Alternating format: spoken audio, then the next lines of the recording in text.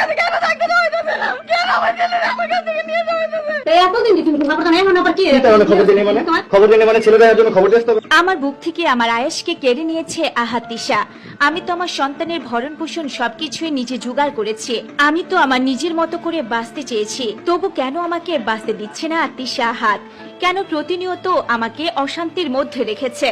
এভাবেই কথাগুলো বলতে গিয়ে হাউমাউ করে কাঁদলেন আহাদের প্রাক্তনী স্ত্রী আখি।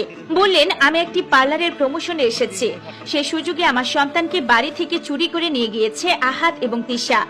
বাড়ি থেকে আমার ভাই ফোন করে কথা জানিয়েছেন, তবে আমি যেখানে আছি সেখান থেকে বাসার দূরত্ব প্রায় 1.5 ঘন্টার রাস্তা। আমি কি করে সেখানে পৌঁছাবো?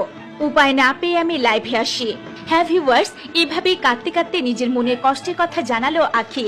আখি বলেন, আমি না থাকা অবস্থায় আহাদ আমার সন্তানকে নিয়ে গিয়েছে, কিন্তু আমি কিছুই করতে পারলাম না। সে জেনে বুঝে আমার অনুপস্থিতিতে আমার বাসায় ঢুকে আমার ঘরে গিয়ে জোরপূর্বক আমার সন্তানকে কেড়ে নেয়। এমন তো না যে আমি আমার সন্তানকে তার সঙ্গে যোগাযোগ করতে দেইনি, তার সঙ্গে দেখা করতে দেইনি। দেখা তো করতে দিয়েছি, তারপরও তাদের কি চাওয়া? ওরা কি চায় আমি মরে যাই? আমাকে কি মেরে ফেলতে চায়?